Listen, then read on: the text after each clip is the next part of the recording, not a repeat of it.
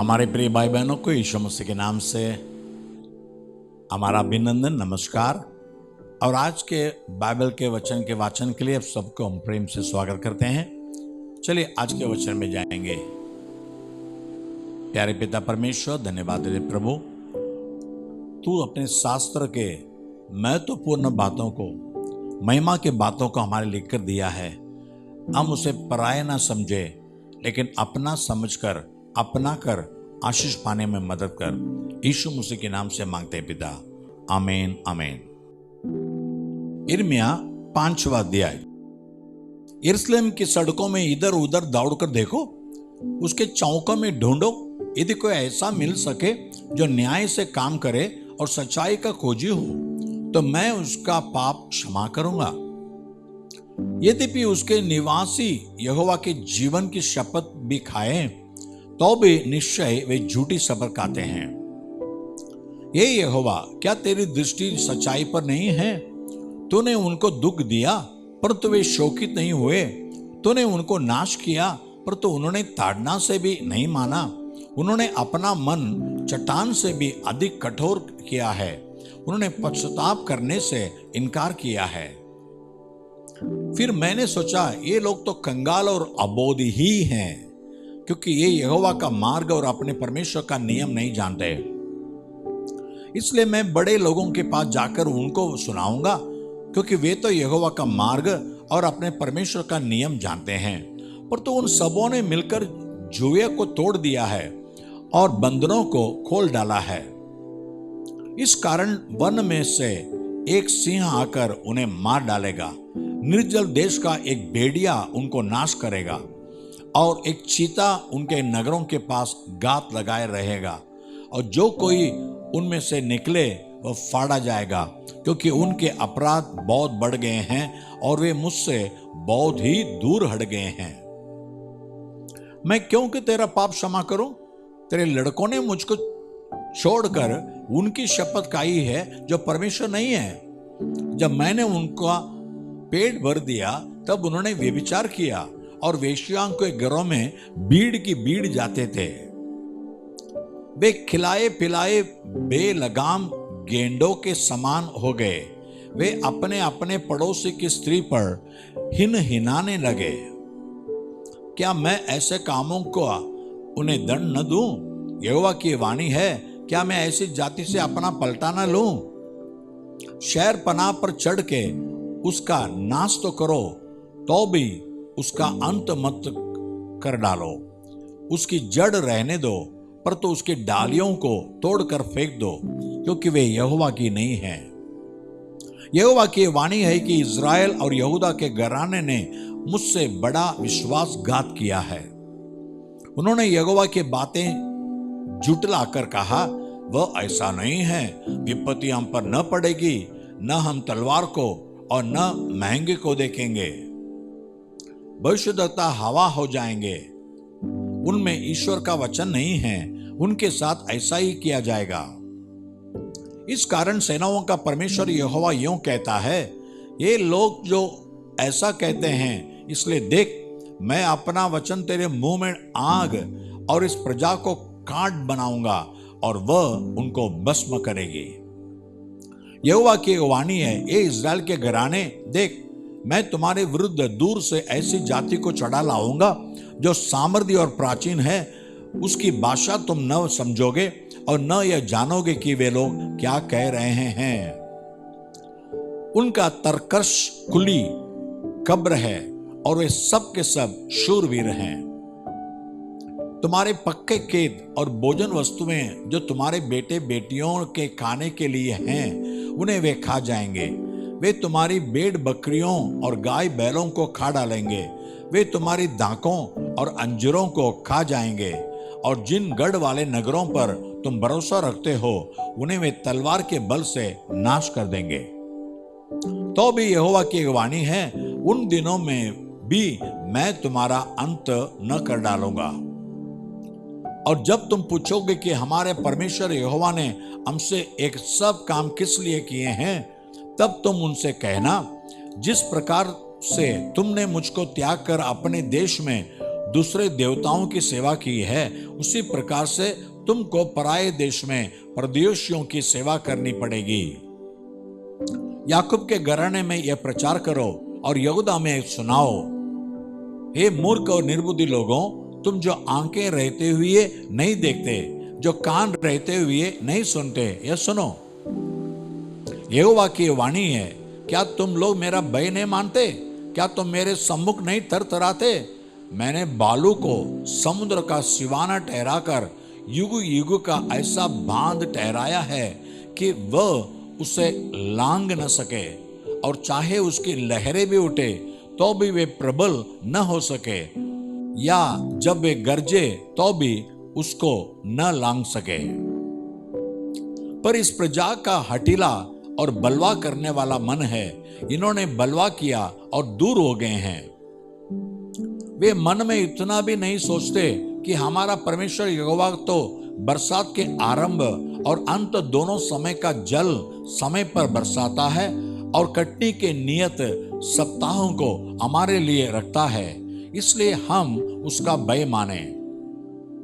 पर तो तुम्हारे अधर्म के कामों ही के कारण वे रुक गए, और तुम्हारे पापों ही के कारण तुम्हारी भलाई नहीं होती। मेरी प्रजा में दुष्ट लोग पाए जाते हैं, जैसे चिड़ी मार ताक में रहते हैं, वैसे ही वे भी गांत लगाए रहते हैं। वे फंदा लगाकर मनुष्य को अपने वंश में कर लेते हैं। जैसा पिंजड़ा चिड़ियों से भरा हो, वैसा ही उनके घर छल से भरे रहते हैं। इसी प्रकार वे बढ़ गए हैं और धनी हो गए हैं। वे मोटे और चिकने हो गए हैं, बुरे कामों में वे सीमा को लांग गए हैं। वे न्याय, विशेष करके अनाथों का न्याय नहीं चुकाते, इससे उनका काम सफल नहीं होता। वे कंगालों का हक भी नहीं दिलाते। इसलिए यहोवा की वाणी है, क्या मैं इन बातों का दंड न दूं? क्या मैं ऐसी जाति से पलटा न लूं? देश में ऐसा काम होता है जिससे चकित और रोमांचित होना चाहिए। भविष्यद्वक्ता झूठ मूठ भविष्यवाणी करते हैं और याजक उनके सहारे से प्रभुता करते हैं। मेरी प्रजा को एक बात भी है, पर तो अंत के समय तुम क्या करोगे? यशाया 44 अध्याय। पर तो अब हे मेरे दास याकूब, हे मेरे चुने हुए इज़राइल, सुन ले, तेरा कर्ता यहोवा जो तुझे गर्भ ही से बनाता आया और तेरी सहायता करेगा, यूं कहता है, हे मेरे दास याकूब, हे मेरे चुने हुए यशूरन, मत डर, क्योंकि मैं प्यासी भूमि पर जल और सूखी भूमि पर धाराएं बगाऊंगा। मैं तेरे वंश पर अपनी आत्मा और तेरी संतान पर अपनी आशीष उंडेलूंगा। वे उन मजनुओं की नाई बढ़ेंगे जो दाराओं के पास घास के बीच में होते हैं। कोई कहेगा मैं यहोवा का हूं, कोई अपना नाम याकूब रखेगा, कोई अपने हाथ पर लिखेगा मैं यहोवा का हूं, और अपना कुल नाम इस्राएल बताएगा। यहोवा जो इस्राएल का राजा है, अर्थात सेनाओं का यहोवा जो उसका छुड़ाने वाला है, वह यूं कहता है, मैं सबसे पहला हूं और मैं ही अंत तक रहूंगा। मुझे छोड़ कोई परमेश्वर है ही नहीं। और जब से मैंने प्राचीन काल में मनुष्य को ठहराया, तब से कौन हुआ जो मेरी नाई उसको प्रचार करे?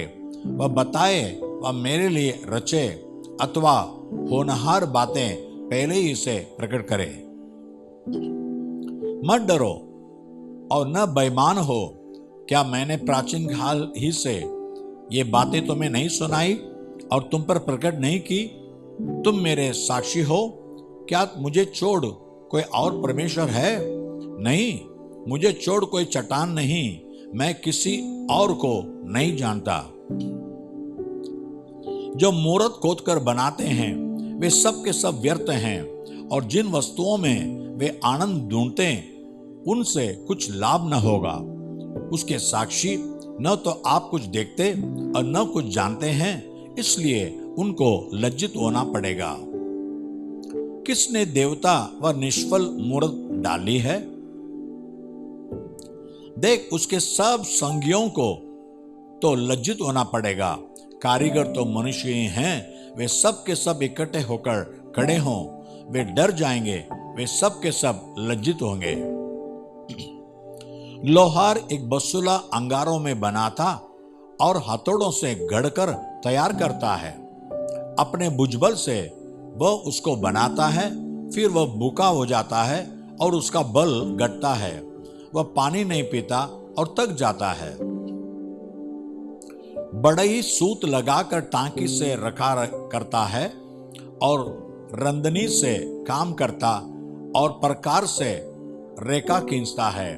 वह उसका आकार और मनुष्य की सुंदरता बनाता है ताकि लोग उसे घर में रखें।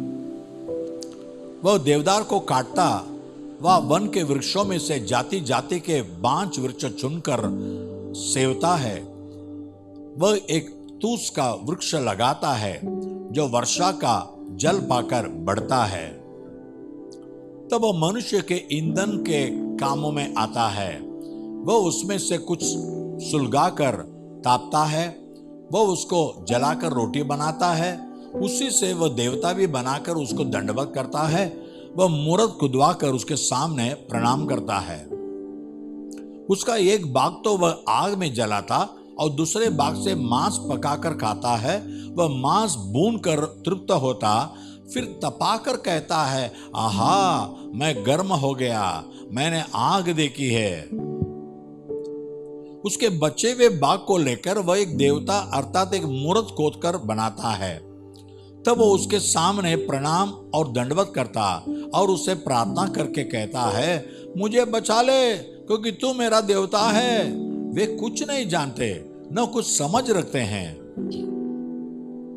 क्योंकि उनकी आंखें ऐसी मुंदी हुई गई हैं कि वे देख नहीं सकते और उनकी बुद्धि ऐसे कि वे बूझ नहीं सकते। कोई इस पर ध्यान नहीं करता और न किसी को इतना ज्ञान व समझ रहती है कि कह सके, उसका एक भाग तो मैंने जला दिया और उसके कोयलों पर रोटी बनाई और मांस भून कर खाया है। फिर क्या मैं उसके बचे हुए भाग को घिनौनी वस्तु बनाऊं? क्या मैं काट को प्रणाम करूं? वह राग खाता है, बरमाई हुई बुद्धि के कारण वह भटकाया गया है और वह न अपने को बचा सकता और न यह कह सकता है, क्या मेरे दाहिने हाथ में मित्या नहीं? ए याकूब, ए इस्राएल, इन बातों को स्मरण कर, तू मेरा दास है, मैंने तुझे रचा है। ए इस्राएल, तू मेरा दास है, मैं तुझको न बिसराऊंगा। मैंने तेरे अपराधों को काली घटा के समान और तेरे पापों को बादल के समान मिटा दिया है। मेरी ओर फिर लौटा, क्योंकि मैंने तुझे छुड़ा लिया है। ये आकाश ऊंचे स्वर में गा, क्योंकि यहोवा ने यह काम किया है। ये पृथ्वी के गहरे स्थानों जय जयकार करो। हे पहाड़ों, हे वन के सब वृक्षों, गला खोलकर ऊंचे स्वर से गाओ, क्योंकि यहोवा ने याकूब को छुड़ा लिया है और इज़राइल में महिमावान होगा। यहोवा तेरा उद्धार करता जो तुझे गर्भ ही से बनाता आया है, यूं कहता है, मैं यहोवा ही सबका बनाने वाला हूं, जिसने अकेले ही आकाश को ताना और पृथ्वी को अपनी शक्ति से फैलाया है। मैं झूठे लोगों के कहे हुए चिन्हों को व्यर्थ कर देता और बावी कहने वालों को बावला कर देता हूं, जो बुद्धिमानों को पीछे हटा देता और उनकी पंडिताई को मूर्खता बनाता हूं, और अपने दास के वचन को पूरा करता और अपने दूतों की युक्ति को सफल करता हूं। जो यरूशलेम के विषय कहता है वह फिर बसाई जाएगी और यहूदा के नगरों के विषय वे फिर बनाए जाएंगे और मैं उनके खंडहरों को सुधारूंगा। जो गहरे जल से कहता है तो सूख जा, मैं तेरी नदियों को सुखाऊंगा। जो कुस्त्रु के विषय में कहता है वह मेरा ठहराया हुआ चरवाहा है और मेरी इच्छा पूरी करेगा। यरूशलेम के विषय कहता है वह बसाई जाएगी और मंदिर के विषय की तेरी नेव डाली जाएगी। पहला थिस्सलुनीकियों 5 अध्याय 14 से 28 तक। और ए भाइयों, हम तुम्हें समझाते हैं कि जो ठीक चाल नहीं चलते उनको समझाओ, कायरों को ढाढ़स दो, निर्बलों को संभालो, सबकी ओर सहनशीलता दिखाओ। सावधान, कोई किसी से बुराई के बदले बुराई न करे, पर सदा भलाई करने पर तत्पर रहो। आपस में और सबसे भी भलाई ही की चेष्टा करो। सदा आनंदित रहो, निरंतर प्रार्थना में लगे रहो, हर बात में धन्यवाद करो, क्योंकि तुम्हारे लिए मसीह यीशु में परमेश्वर की यही इच्छा है। आत्मा को न बुझाओ, भविष्य दुनियों को तुच्छ न जानो, सब बातों को परखो, जो अच्छी है उसे पकड़ रहो, सब प्रकार की बुराई से बचे रहो। शांति का परमेश्वर आप ही तुम्हें पूरी रीति से पवित्र करे और तुम्हारी आत्मा और प्राण और देह हमारे प्रभु यीशु मसीह के आने तक पूरे पूरे और निर्दोष सुरक्षित रहे। तुम्हारे बुलाने वाला सच्चा है और वो ऐसा ही करेगा। हे भाइयों, हमारे लिए प्रार्थना करो। सब भाइयों को पवित्र चुंबन से नमस्कार करो। मैं तुम्हें प्रभु की शपथ देता हूं कि यह पत्री सब भाइयों को पढ़कर सुनाई जाए। हमारे प्रभु यीशु मसीह का अनुग्रह तुम पर होता रहे।